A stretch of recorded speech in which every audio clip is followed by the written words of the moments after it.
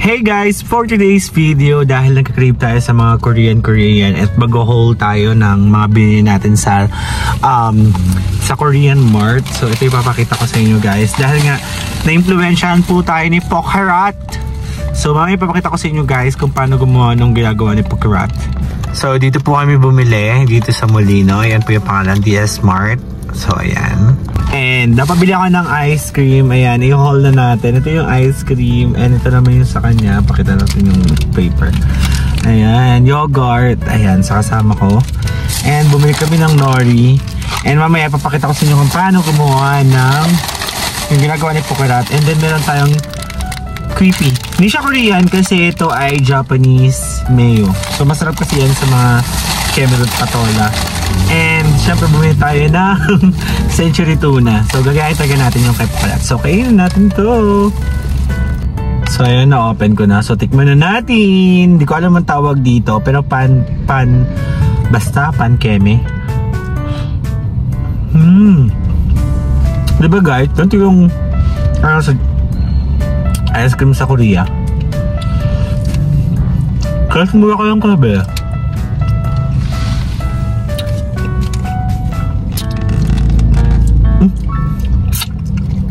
Sarap. Update ko kayo mamaya. Hi guys! So ayun, nakauwi na kami from dun sa biyahe namin. So gawin na natin yung ating basta kimbruhus.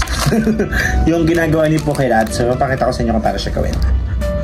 Syempre first, kailangan natin itong i-open tapos i-drain natin kasi sabi bawal daw may sabaw yung tuna bells. So lalakanin natin siya, i-drain natin siya. Ayan, drain muna natin siya. Tanggalin ng sabaw. Pwedeng ulamin ng sabaw guys, huwag niyo itatapon, sayang. Okay. Tapos, kapag drain mo na siya, saka mo siya ilalagay ngayon dito sa... Guys, may init pa yung kanin. Wala kaming bahaw. So, dito ko na sa mainit na kanin ilalagay. Pubuhos mo lang siya dito sa kanin. I think masyadong marami yung kanin. Pero wala na siyang sabaw, guys, no? So, once na nabuhos mo na yan, ayan. Kunin mo naman yung mayo mo. Pero yung mayo ko is Japanese mayo. Japanese style. Wait lang, bubuksan ko muna. So, na-open ko na siya. So, ilalagay na natin siya. Or, kailangan butasin pala yung loob. Aba, butasin mo muna. Parang malalagay yan. Oo na, ilalagay ko na. Uy, Sam, pag ko sabi sarili mo. So, ayan guys. So, nabuksan ko na. Tanggal ko na yung kineme niya. Ayan na siya. Lagay na natin siya dito. Ayan. Huwag natin masyadong damihan nito kasi masyado siyang, sabi nga ni Pokharat, creamy daw, masyadong creamy ba. So ayan. So pag nalagay na yan, lagyan natin siya ng cheese. So ito sa amin, pimiento. Wow, pimiento yarn. Oh, sagit lang. So ito na yung pimiento, lagyan natin.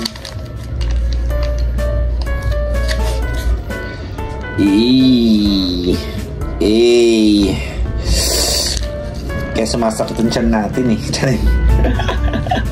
Joke lang. Actually guys, to be honest with you guys, meron pa akong ngayon sa tiyan. Nagkaroon pa ako ng amoebiasis dahil nga sa mga kinakain ko. Pero ito, kasi mukhang ito naman yung dinner namin, kaya okay lang. So, haluin ko muna. Ayan. Guys, yung amoebiasis po ay nakukuha siya sa maduming pagkain. So, malinis naman to kasi bagong luto yung kanin. So, haluin ko lang muna. Haluin ko, balikan ko kayo. Ayan, okay na. Tapos ko na siyang halu-haluin. Maparami yata yung kanin natin. So, lalagyan natin siya ng ganito. Tapos haluin natin ulit. Para siyang sprinkles. Nakita ko lang doon sa video. Sa kanya kasi yata walang ganito. Sa akin nakita ko sa ibang video may ganito. Yan. Tapos haluin ko na lang ulit. Wait lang, guys. So, ayan. Tapos na ako, guys. So, itry na natin. What's up? Tikman na natin self. Tignan natin kung masarap yung Pokharat ha. Pokharat ka talaga eh.